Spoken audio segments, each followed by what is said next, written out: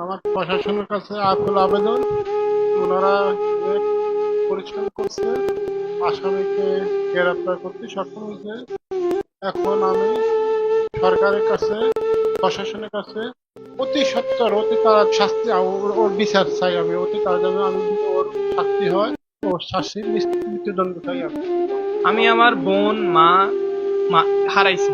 এখন ওই যে আসামি সে আমার কি হয় রামজানা বিষয় না, আমি তার অতি দ্রুত ফাঁসি চাই।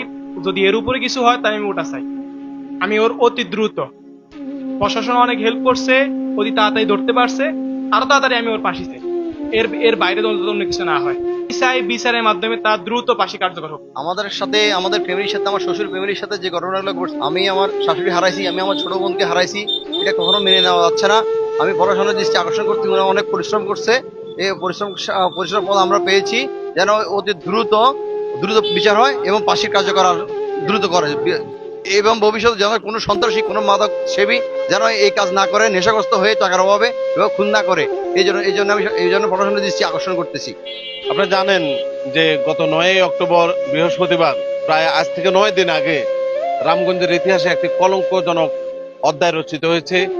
মা জুলেখা বেগম এবং তার রামগঞ্জ মডেল কলেজের 2য় বর্ষের পড়ুয়া শিক্ষার্থী তানহা আক্তার মিম দুজনকে নৃশংসভাবে হত্যা করে তারই আপন ফুফাতো ভাই পারভেজ।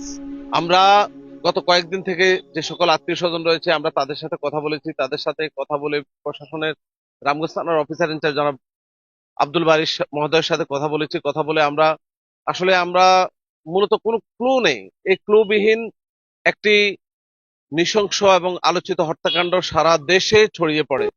সেই আলোচিত হত্যাকাণ্ড মূল রহস্য উদ্ঘাটনে রামগঞ্জ থানার অফিসার ইনচার্জ জনাব আব্দুল বারি এবং লক্ষ্মীপুর জেলা পুলিশের পুলিশ সুপার জনাব আক্তার হোসেন মহোদয়, ওনাদের যে অক্লান্ত পরিশ্রম, ডিবি পুলিশ এবং রামগঞ্জ থানা পুলিশের একজন সদস্য যে পরিশ্রম করে ঘটনার মূল রহস্য উন্মোচন এবং ঘটনার সাথে প্রকৃত যে আসামি পারভেজ আদালতে 166 ধারায় জবানবন্দি দিয়েছেন।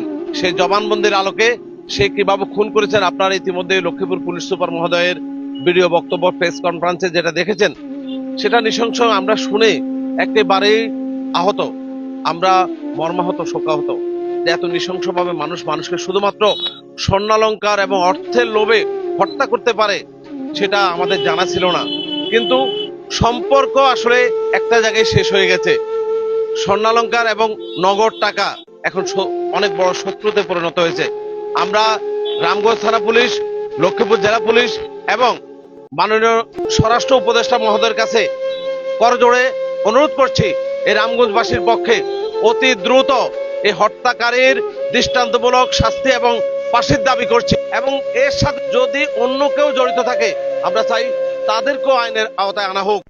যে অবশ্যই, যেহেতু তার তথ্য প্রমাণের ভিত্তিতে এবং পুলিশের খুব ভালো চেষ্টায়, মাননীয় পুলিশ সুপারের ভালো চেষ্টা বা পদক্ষেপে আমরা আসামিকে আমাদের সামনে এখন দৃশ্যমানভাবে গ্রেপ্তার হয়েছে। তার সকল স্বীকারোক্তি দিয়েছে এবং তার কাছ থেকে স্বর্ণ উদ্ধার করা হয়েছে এবং তার চুরি সহ তার সকল কিছু বর্ণনাই সুন্দরভাবে ফাইন্ড আউট করা গেছে এবং তার স্বীকারোক্তির ভিত্তিতে। তো সেক্ষেত্রে আমরা আমরা প্রশাসনের কাছে এবং আমরা বিচার বিভাগের কাছে অবশ্যই রামগঞ্জবাসীর পক্ষ থেকে আমরা বলিষ্ঠ কণ্ঠে বলতে চাই, যেহেতু তার সকল তথ্য প্রমাণ বা এভিডেন্স সকল কিছু মিলেছে, তাহলে আমরা চাই যে দ্রুত বিচার আইনের মাধ্যমে, যে বিচারিক কার্যক্রমের মাধ্যমে তার সর্বোচ্চ শাস্তি এবং ফাঁসি নিশ্চিত করতে হবে এবং এটা খুবই দ্রুত সময়ের মধ্যে।